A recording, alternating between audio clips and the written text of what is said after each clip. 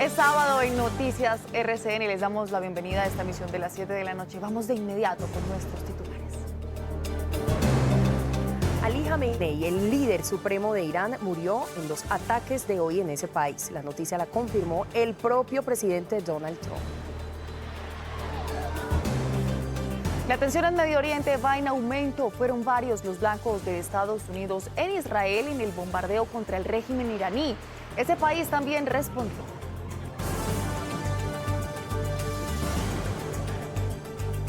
Hablamos también del atentado contra el ejército en el sur de Bolívar. 10 soldados están heridos.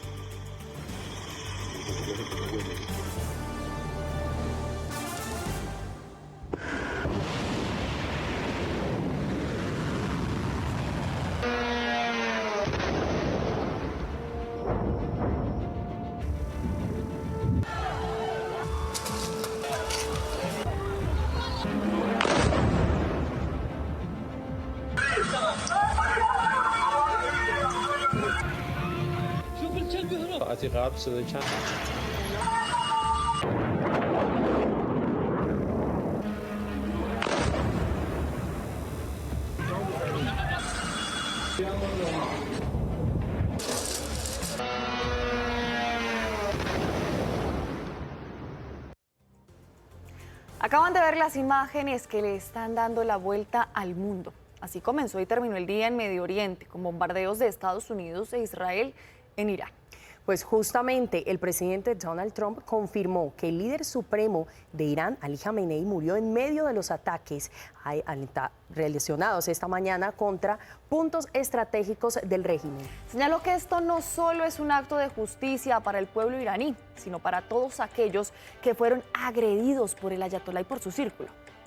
Además, insistió que esto representa una oportunidad para los iraníes de recuperar su país y que los bombardeos precisos continuarán durante el tiempo necesario para lograr la paz en Medio Oriente.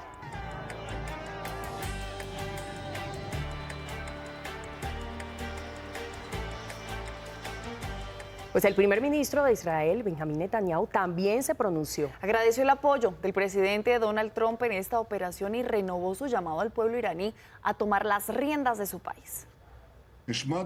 Esta mañana, en un poderoso ataque sorpresa, destruimos el complejo del dictador Khamenei en el corazón de Teherán. Durante 3 décadas y media, este cruel dictador sembró el terror en todo el mundo, sumió a su pueblo en la miseria y trabajó constante e implacablemente en el plan para destruir a Israel. Este plan ha desaparecido. Esta fatídica operación continuará mientras sea necesario y también se requiere paciencia. Agradezco a mi amigo, el presidente Donald Trump, su liderazgo histórico. Es un líder que cumple su palabra.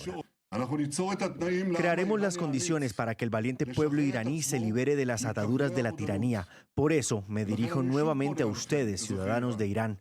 No desaprovechen esta oportunidad. Esta es una oportunidad única en una generación.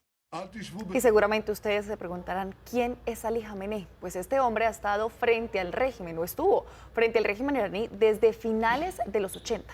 Pues es el responsable de la represión por décadas en ese país y por ende de cientos de muertes de ciudadanos que en varias ocasiones salieron a protestar contra él. Ali Khamenei nació en 1939 en la ciudad de Mashhad, en Irán, en una familia religiosa de 8 hijos y tuvo formación como clérigo chiita. Estuvo a cargo del poder de Irán por más de 3 décadas, pues fue designado como líder supremo tras el fallecimiento de Ruhollah Khomeini en 1989. Debido a la doctrina denominada tutela jurista, su autoridad abarca tanto el control de las Fuerzas Armadas y hasta el Poder Judicial. Mientras estuvo en el poder, hubo un fortalecimiento de la Guardia Revolucionaria Islámica y expandió su alianza en grupos terroristas como Hezbollah y los hutíes en Yemen. Por años tuvo desconfianza de países de Occidente como Estados Unidos y en repetidas ocasiones acusó a las administraciones de turno en la Unión Americana de intentar derrocarlo. Su negativa a los llamados a detener el desarrollo del programa nuclear y la represión masiva de diversas convocatorias de protestas fueron algunas de las críticas y condenas que recibió Jamenei por parte de la comunidad internacional. El Consejo de Seguridad de la ONU sostuvo una reunión de emergencia ante la escalada en Medio Oriente. El embajador de Estados Unidos ante Naciones Unidas defendió el bombardeo contra el régimen, mientras el representante de Irán dijo que seguirán ejerciendo su derecho a la legítima defensa. La paz se preserva mediante la fuerza frente al terrorismo. La historia nos ha enseñado que el costo de la inacción es mucho mayor que la carga de una acción decisiva. Y nuestro presidente, el presidente Trump, ha tomado esa acción decisiva hoy. Es lamentable que algunos miembros de este órgano con flagrantes doble rasero ignoraran el acto de agresión patente cometido por Estados Unidos e Israel contra Irán y nos hayan condenado por utilizar nuestro legítimo derecho a la defensa. Y es que este ataque a gran escala de Estados Unidos e Israel apuntó contra objetivos del régimen iraní en instalaciones del mando de la Guardia Revolucionaria Islámica, también contra su capacidad de defensa aérea y otros blancos militares en varias ciudades del territorio iraní, como lo vemos en este mapa. Pues en respuesta, Teherán lanzó misiles contra el territorio israelí y también diferentes puntos de países de Medio Oriente. En Israel reportaron la muerte de una persona, también hubo un fallecido en Emiratos Árabes, mientras que la Media Luna Roja iraní dijo que en Irán murieron al menos 200 personas. Medio Oriente vive uno de los momentos más tensionantes en su historia. El régimen iraní fue atacado en varios puntos por Estados Unidos e Israel. Durante la mañana comenzaron a escucharse explosiones y estruendos en Teherán. Uno de los objetivos fue la residencia del líder supremo Ali Jamenei. Otros impactos también fueron reportados en otras ciudades del territorio iraní. Según el Comando Central de Estados Unidos, apuntaron contra instalaciones estratégicas del régimen y en esta ofensiva hizo su debut un potente dron kamikaze autónomo. El artefacto es capaz de localizar objetivos con ayuda de inteligencia artificial. Puede evadir defensas aéreas y volar largas distancias. La operación fue supervisada por el presidente Donald Trump desde la Florida, junto al secretario Marco Rubio y altos funcionarios del Departamento de Guerra. Según las fuerzas de defensa israelíes, en los bombardeos fueron dados de baja varios altos mandos, entre ellos el ministro de Defensa iraní, el jefe de la Guardia Revolucionaria Islámica y uno de los asesores del líder supremo. En respuesta a la escalada, Irán comenzó lanzando misiles contra Israel y extendió su contraataque a blancos estadounidenses en Emiratos Árabes Unidos, Qatar, Kuwait, Bahrein, entre otros. En Tel Aviv reportaron un impacto directo, mientras en los aeropuertos de Abu Dhabi hubo incidentes aparentemente relacionados con proyectiles. Ahora quedan muchas preguntas. ¿Teherán tiene capacidad para responder a gran escala? ¿Podrá el príncipe heredero de Irán tener un papel en el eventual restablecimiento de la democracia en su país? ¿Y qué implicaciones tiene el cierre del estrecho de Hormuz? Aquí les traemos las respuestas. La verdad es que la capacidad de respuesta de Irán comparada con la capacidad de ataque de Estados Unidos y de Israel es supremamente magra. Entonces, vamos a ver cuál es la respuesta política con la que van a salir ellos. El otro elemento que es muy importante tener en cuenta es que inclusive si ocurre una decapitación virtual del régimen en Irán, eso no necesariamente significa una transición automática hacia un gobierno democrático o hacia el tipo de régimen que está deseando Estados Unidos e Israel. Una muy buena parte del éxito que tenga eventualmente si sucede la transición en Irán va a depender de que la gente en Irán no perciba lo que va a ser un nuevo liderazgo político simple y sencillamente como títeres de Occidente. Así que creo que ese va a ser un equilibrio muy difícil de mantener. El estrecho de Hormuz es la parte de más cercano contacto entre el mundo árabe e Irán en la zona del Golfo Pérsico. Es una zona tremendamente importante desde el punto de vista estratégico porque por allí transitan barcos, en una muy buena parte los barcos que proveen a Occidente de todo el recurso petrolero. 7 de la noche, 9 minutos, avancemos con más noticias. En Colombia se registró un atentado contra la fuerza pública. Hablamos esta vez de un ataque a un helicóptero que dejó 10 uniformados heridos. Las labores de rescate se complicaron por cuenta de los violentos. Así fue el momento en el que un helicóptero Black Hawk del Ejército Nacional fue impactado por un explosivo que se encontraba instalado y preparado en la zona en donde iba a aterrizar. Inmediatamente el piloto tuvo que maniobrar de manera rápida para elevar la aeronave y evitar que la derribaran. En el hecho, infortunadamente, 12 uniformados resultaron heridos, de los cuales uno se encuentra en grave estado de salud. Una aeronave de nuestro ejército nacional fue víctima de un ataque terrorista. De ese momento está en investigación.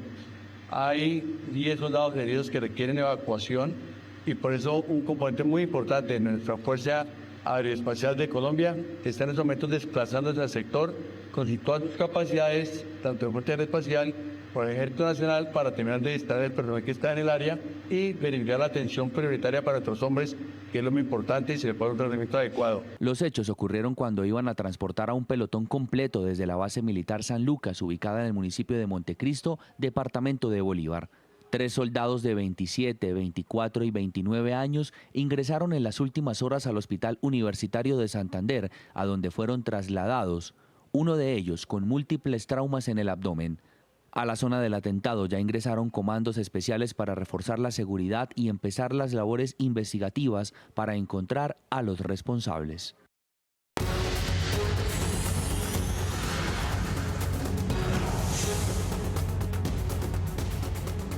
Bienvenidos a esta mesa ancha electoral a pocos días de que se abran las urnas para las elecciones legislativas. Hoy vamos a analizar 2 temas, seguridad y costo de vida. Por eso le damos la bienvenida a nuestros 2 invitados, 2 candidatos a la Cámara de Representantes por Bogotá. Por acá está Nicolás de Francisco, mejor conocido en las redes sociales como el man de las X, por el partido o el Movimiento Ciudadano Renovemos. Nico, bienvenido. Bueno, buenas noches, Oscar. Un saludo a David y un gusto saludarlos a todos los televidentes y qué bueno estar acá con ustedes en RCN. Y también tenemos a David Cote por el Partido Centro Democrático. David, Oscar, bienvenido. Un saludo especial. Gracias por invitarnos. Te quiero entregar la gomicote, la gomita de campaña. La gomicote. Sí, y ahorita Nicolás también se la doy. Nicolás, bueno, un saludo especial. Me parece muy bien, David. Bueno, arrancamos entonces esto de una vez y entremos en materia. El caso de Diana Ospina puso nuevamente sobre la mesa la seguridad en la capital. En 2025, por ejemplo, se presentaron más de 39 casos de secuestro extorsivo, 6 usando vehículos y 6 usando motos, sobre el delito que conocemos como paseo millonario. Recordarán ustedes, en 2025 se registraron 19 casos, dejando 22 víctimas. ¿Qué hacer frente a este caso? Me gustaría conocer la opinión de los dos. ¿Qué hacer para enfrentar el paseo millonario? Arranquemos por David de una vez. Por supuesto, hay que trabajar fuertemente por el incremento del pie de fuerza de policía. Recordemos que en el año 2018 el Consejo de Estado redujo los requisitos para la pensión de los policías. No vengo a hablar en contra de la pensión de los policías, pero no ha habido un recambio generacional. Hoy tenemos concretamente en Bogotá 1.700 policías menos que hace 8 años. Hay que aumentar el pie de fuerza. Hay que hacer una reforma al Código Penal en el tema de reincidencia en los delitos. Y también tenemos que buscar la corresponsabilidad de las entidades financieras. ¿Qué mecanismos están generando para que estos hurtos no se produzcan más en Bogotá y en Colombia? Bueno, ahí estábamos, más pie de fuerza, Nicolás. Bueno, lo de Diana Ospina es gravísimo y nos deja ver cómo los ciudadanos en Bogotá y sobre todo los ciudadanos buenos no nos sentimos seguros. La promesa de mejorar la seguridad no se cumplió y no es solo la seguridad de los ciudadanos. Miren, la violencia política es otro flagelo que nos tiene absolutamente colmados. Así amaneció nuestra sede y quiero mostrarle esto a la cámara. Con mensajes de hasta la muerte y absolutamente vandalizada por todas partes. Se los voy a compartir las fotos para que las tengan. Claro que sí. Pero esto es muy grave y le decimos a los que nos quieren silenciar y los que nos quieren callar con intimidaciones, con amenazas, que no les tenemos miedo. Pasamos a otro tema y tiene que ver con el costo de vida en Bogotá. Es uno de los temas que más aflige a los bogotanos. De hecho, en la última encuesta de Bogotá, ¿Cómo vamos?, piden que se priorice la pobreza y la educación en su orden. ¿Qué hacer con el costo de vida tan alto, teniendo en cuenta que esos 2 millones a los que subió el salario mínimo solo son para un grupo de personas y a ese grupo de personas les alcanza el sueldo? Lo que necesitamos es que el salario mínimo alcance cada vez para más cosas, para que se pueda empezar a generar capital en las familias, para que puedan empezar a ahorrar, a comprar su vivienda, su carro, su moto, empezar a pagar el estudio de sus hijos, empezar a pararse sobre sus propios pies y empezar a mejorar su calidad de vida, estar mejor mañana de lo que estábamos hoy. Y nos tenemos que preocupar también por esa población que vive en la economía informal, que pueda ingresar a la economía formal, que pueda aumentar sus ingresos y que pueda también desarrollarse de una manera correcta. ¿Cómo hacer para reducir también esa brecha social? Mire, algo muy importante que hay que decirle a la gente, el derroche en el gasto público. Hoy tenemos el segundo déficit fiscal más alto del mundo en Colombia. Gastando a manos llenas este gobierno lo único que está generando es más papel circulante y, conclusión, más inflación que está aumentando el costo de la vida.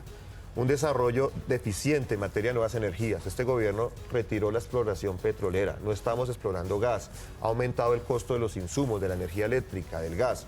Y una carga tributaria excesiva, por supuesto que estamos asfixiando a la economía y estamos asfixiando la economía de las familias. A David Cote también, a Nicolás de Francisco, gracias por estar aquí con nosotros en Noticias RCN. Oscar, gracias por la invitación y excelente. Nicolás. David, muchas gracias Y es que ya estamos muchas gracias por la invitación. Ya estamos al ladito de las elecciones, menos de 9 días para que se abran las urnas en las elecciones al Congreso y desde ya las autoridades, el ministro del Interior, el Ministerio del Interior y también la Fuerza Pública ha comenzado a expedir cuáles son esas medidas para el próximo 8 de marzo. Veamos. El Gobierno Nacional decretó medidas excepcionales para garantizar el orden público en las elecciones al Congreso y Presidencia del 8 de marzo y 31 de mayo del 2026. Durante las jornadas quedará prohibida toda propaganda político-electoral en radio, prensa, televisión y espacios públicos. Solo se permitirá cobertura estrictamente informativa. También se amplía la ley seca desde las 6 de la tarde del día anterior hasta el mediodía del lunes siguiente. Se ordena el cierre de los pasos fronterizos terrestres y fluviales en las fechas electorales y alcaldes y gobernadores podrán decretar toques de queda si se presentan riesgos. Las fuerzas militares y la Policía Nacional están haciendo en este momento un despliegue de todas sus capacidades físicas y estratégicas para poder garantizar el libre ejercicio al voto. El objetivo, según el gobierno, es blindar el proceso y garantizar el derecho al voto en condiciones de seguridad. 7:16. Después de una pequeña pausa, volvemos con Te Veo Leyendo. Hoy, una entrevista al escritor español Santiago Posteguillo. 7:24, gracias por continuar con nosotros. 10 meses sin ver la luz del sol. Ese fue el infierno del empresario Gonzalo Arenas, liberado en las últimas horas en zona rural de Cúcuta. Su liberación contrasta con el drama de norte de Santander. 90.000 desplazados y decenas de secuestrados esperan que el gobierno nacional autorice de urgencia diálogos territoriales. Informe de Jorman Leal. Dijo que los 9 meses estuvo en un cuarto, hoy lo movieron hacia otro sector y nunca vio la luz del sol. El defensor del pueblo habla del empresario Gonzalo Arenas, quien tras casi 10 meses de secuestro reveló la crudeza de su cautiverio, perdió la cuenta de los días y hasta de la luz. No sabía ni qué día era hoy, ni qué fecha es hoy. El hecho es que estuvo muy aislado. Hombres armados sin distintivo lo entregaron en la vereda La Chinita. Según la Defensoría, su liberación se dio sin ningún pago, pese a las millonarias extorsiones denunciadas por su familia. No se entregó ningún recurso, absolutamente nada. Pero mientras Arenas regresa a casa, adultos mayores sin medicinas y misiones médicas enteras siguen privados de la libertad, un subregistro que alarma a las autoridades. Lamentablemente, no hay una cifra oficial.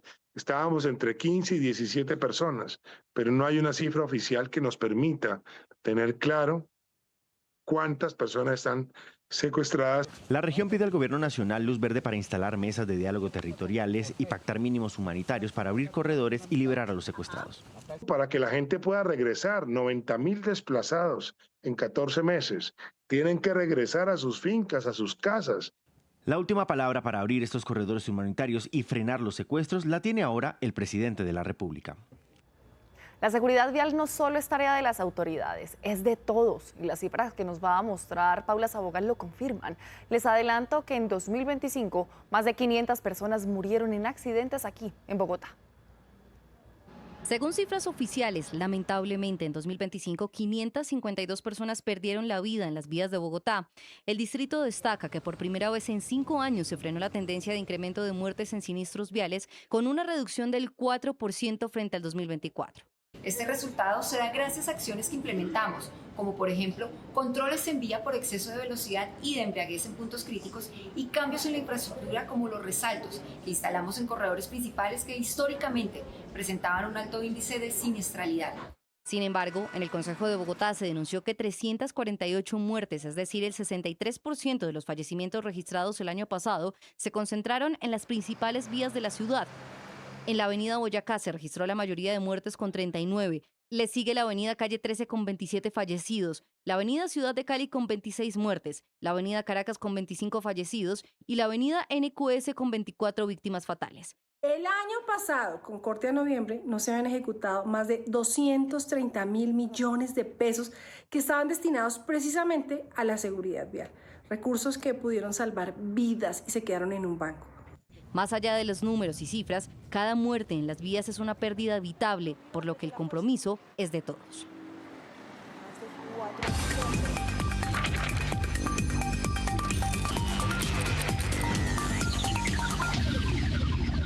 Avanza esta emisión de Noticias RCN fin de semana. Llegamos a la información económica. ¿Qué tal? Bienvenidos. Esto es de Plata es Plata. Bueno, señores, esta semana la noticia económica más fuerte tuvo que ver con los planes del gobierno de mover más de 25 billones de pesos de los fondos privados a Colpensiones. Pues aquí lo hemos dicho muchas veces, la economía todo lo siente y el cierre de la semana hubo consecuencias en los mercados.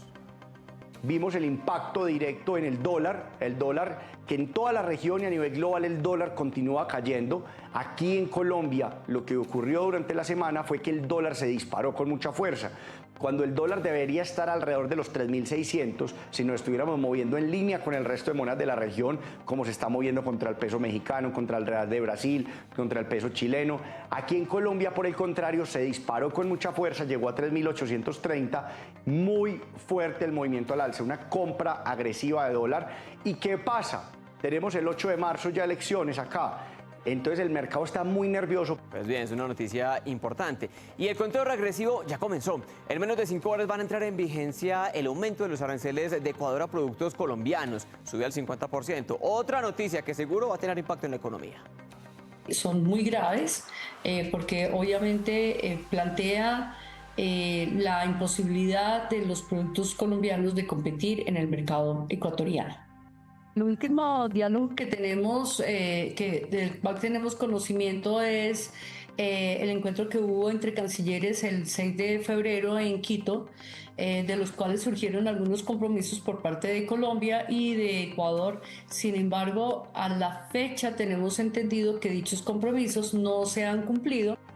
Pues bien, veremos mañana qué pasa, pero ¿saben qué es lo otro que va a suceder en menos de 5 horas? Que va a bajar el precio de la gasolina, lo confirmó el ministro de Minas. La disminución será de 500 pesos y entra a regir desde la medianoche de este 1 de marzo, es decir, en menos de 5 horas. Señores, hasta aquí la información económica. Chao, feliz noche para todos.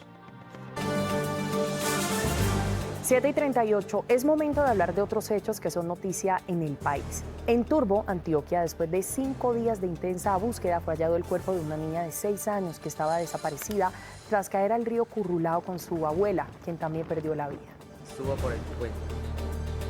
Entonces, Michael Janino Fuentes, de 45 años, es el cuarto extranjero condenado en Estados Unidos por explotación sexual de menores en Medellín. Una corte federal de Virginia lo condenó a 18 años de prisión por abusar de un adolescente de 15 años en al menos 3 ocasiones en hechos ocurridos durante el 2024 en la capital antioqueña. Y hay alerta en Bucaramanga por el reporte de un nuevo caso importado de sarampión. Las autoridades de salud implementan un cerco epidemiológico en una reconocida zona residencial de la ciudad, en donde vive el santandereano de 35 años que resultó contagiado tras un viaje a México, mientras la Secretaría de Salud Departamental realiza jornadas de vacunación masiva para evitar que se registren más contagios en la región. En medio de las medidas que está tomando el gobierno para hacerle frente al hueco fiscal que tiene, hay un punto que está generando mucha polémica, y es el que obliga a decenas de universidades a pagar millonarios tributos. Marcela Tunjo nos tiene la explicación. A través de este decreto, el Ministerio de Hacienda y Crédito Público anunció las medidas tributarias en materia de impuesto al patrimonio para hacerle frente al estado de emergencia declarado por el Gobierno Nacional. Según este documento, las personas jurídicas cuyo valor de patrimonio sea igual o superior a 200.000 unidades de valor tributario tendrán que contribuir. El concepto de patrimonio es equivalente al patrimonio líquido, calculado tomando el total del patrimonio bruto del contribuyente poseído en la misma fecha menos las deudas a cargo del contribuyente vigente en esa fecha. Según el Observatorio de la Universidad Colombiana, con este decreto, entre 75 a 80 instituciones de la educación superior tendrán que contribuir alrededor de 135.000 millones de pesos. El impacto que tiene esta decisión de emergencia económica sobre las instituciones privadas de nuestro sistema mixto equivale a unas 14.000, 15.000 matrículas. Si lo comparamos con los 10.000 matrículas del ICETEX, es un daño efectivo y muy determinante sobre los presupuestos de las instituciones. Universidades como la Externado, la Javeriana, Pontificia Bolivariana y la de los Andes deberán desembolsar estos recursos. Quisiéramos llamar la atención del Gobierno Nacional para que las instituciones en ese marco del régimen especial, de ser entidades sin ánimo de lucro y de prestar el servicio público de la educación, seamos excluidas de este tributo y podamos seguir haciendo esta tarea que, se ha dicho por demás, en los últimos años se ha visto bastante limitada en virtud de la gratuidad en el sistema público, que además no contribuirá con este tributo, y que nos permita seguir haciendo la tarea que por tantos años hemos venido haciendo. Según el documento, las universidades no tienen opciones para el pago de este impuesto, ya que según la Corte Constitucional, la falta de liquidez no exonera el pago de impuestos. 7:41, Te Veo Leyendo nos trae una conversación entre el escritor español Santiago Posteguillo y nuestra directora de fin de semana, Nancy Velandia. El tema, su más reciente publicación, Los Tres Mundos, la saga de Julio César.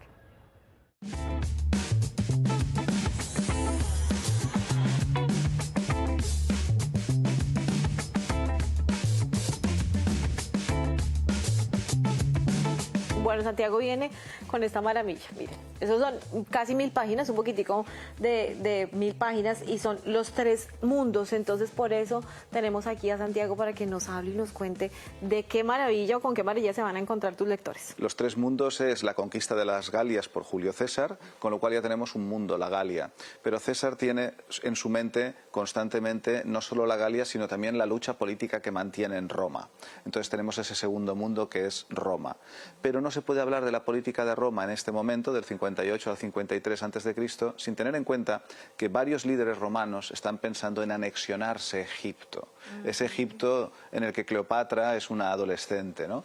Y de tal forma que tenemos que hablar también de ese tercer mundo. Y en los tres mundos se entrecruzan la Galia, Roma y el legendario Egipto. Y has mencionado un nombre súper importante y es que nos volvemos a encontrar con Cleopatra, ¿no? Sí. Una Cleopatra joven, ya empieza como a aclarar un poquitico, audaz. Hablemos un poquitico de ese personaje, de lo que se va formando a lo largo de toda esta novela con el encuentro con Cleopatra. Si Cleopatra fascinó a Julio César, no fue solo por el hecho de que fuera una mujer joven y atractiva. César, hombre más poderoso del momento, pues podría estar con mujeres jóvenes y atractivas si quisiera. Aparte tenía una personalidad muy arrolladora. Había algo más que lo fascinó, claro, que era una persona, una mujer muy inteligente. Astuta. Muy astuta, muy inteligente. Entonces, ¿y eso de dónde surge? Porque cuando César se encuentre con Cleopatra en el 48 a.C., Cleopatra solo tiene 22 años. ¿De dónde surge toda esa fuerza, esa inteligencia, esa astucia? De lo que se explica en los tres mundos, de acompañar a un padre, faraón Ptolomeo XII, a un exilio porque ha habido un golpe de estado en Egipto, de ver a su padre, el faraón, negociando con senadores romanos, y todo eso ella lo absorbe en la adolescencia, aprende a negociar con políticos romanos, y por eso luego cuando se encuentre con César es esa mujer joven, atractiva y tremendamente inteligente y, como tú muy bien decías, astuta. Y eso no se ha contado normalmente, no se ha novelado, y es una parte que me parece que va a fascinar mucho a los lectores. Pero a quien conoce primero, esto es lo desconocido de lo conocido, ¿no? Es a Marco Antonio. Ya que estamos hablando de Marco Antonio, es un poco, Marco Antonio, lo que vamos viendo acá también es un personaje bien oscuro, ¿no? Con unas características bien fuertes, apostador, sí, le gustaba el traguito. ¿Cómo es ese Marco que descubrimos acá? Es que Marco Antonio, que luego llegará a ser un gran carismático líder político, tiene unos principios tremendos. Sí, realmente la juventud de Marco Antonio, pocos romanos corrieron más juergas, bebieron tanto, perdieron tanto dinero apostando, y bueno, realmente Marco Antonio es histórico, tiene que huir de Roma por todas las deudas de juego que tiene. Quebrado totalmente. O sea, es realmente... él tiene una vida muy complicada, su padre es ejecutado porque estaba apoyando a Catilina en los años 60 a.C. Crece pues sin control paterno, la verdad, y entonces le falta una figura de autoridad. Claro. Y es muy curioso que quien le va a imponer esa figura de autoridad va a ser César. Y eso también sale en Los Tres Mundos, porque en el periplo, en la novela de Marco Antonio, recalará en la Galia y empezará a ser un oficial de César, ¿no? Y creo que hay una escena muy bonita que es el primer encuentro Marco Antonio-César, una entrevista que hace César, ¿sí?, que hacía siempre a sus nuevos oficiales, ¿no? Y en un momento lo pone firme. Sí. Y es eso que pasa a veces, ¿no? De que el eterno adolescente que lo que necesita es autoridad, claro, la está buscando. Sí, lo está buscando. Y César es esa persona. Y Marco Antonio siempre admirará a César. Santiago, es que llegar a escribir un libro de 1000 páginas de conocimiento, obviamente que tú le pones la parte creativa. ¿Cómo es ese proceso de creación para poder recopilar y llevarnos esto? Bueno, hay una parte de documentación, hay que leer las fuentes que yo denomino, primarias, es decir, los autores de la época. A veces incluso los propios personajes son fuentes, porque César deja textos, Cicerón deja textos, hay que leerse todo eso. Luego, los historiadores del siglo XX, XXI, que con nuevos datos, con la arqueología, certifican, matizan o a veces contradicen las fuentes clásicas y hay que valorar qué versión es la más correcta. Luego una cuestión que yo añado es siempre que puedo viajar a muchos de los emplazamientos que voy a describir en la novela, porque eso a mí me carga emocionalmente. Si César construye un puente sobre el Rin, uno de los ríos más caudalosos de Europa, en 11 días... Qué mejor que estar allí, ir allí y ver el lugar, claro. Porque aunque el puente ya no esté, fue allí y te admiras de, pero ¿cómo se puede hacer aquí un puente en tan poco tiempo? Pues lo hizo Julio César, lo logró. De eso dimensiona un poco el personaje del que habla. Hablando de estas fuentes de documentación, ¿qué opinas, o en este caso con la inteligencia artificial, que es un mundo tan amplio, un universo donde se puede filtrar cosas verídicas como no? ¿Cómo has recurrido, has verificado, has descartado? A mí me vale cuando no me acuerdo del todo de un dato, esto que no te acuerdas de algo, de una fecha, y estás dudando entre una y otra, le puedes preguntar, pero porque tú ya tienes conocimientos previos. Claro, tienes las bases. Para evaluar si la respuesta tiene sentido o no. Y luego la puedes cotejar, ¿no? Decir ya, pues si dice tal, ya sé dónde buscarlo. Entonces, en ese sentido, es una buena herramienta. Pero no vale para preguntarle sobre algo de lo que no conoces, porque se lo puede inventar. De acuerdo. Pues Santiago, nosotros felices de tenerte acá. Siempre bienvenido a Colombia. Muchas gracias por tu tiempo. Muchísimas gracias a vosotros. Un gusto.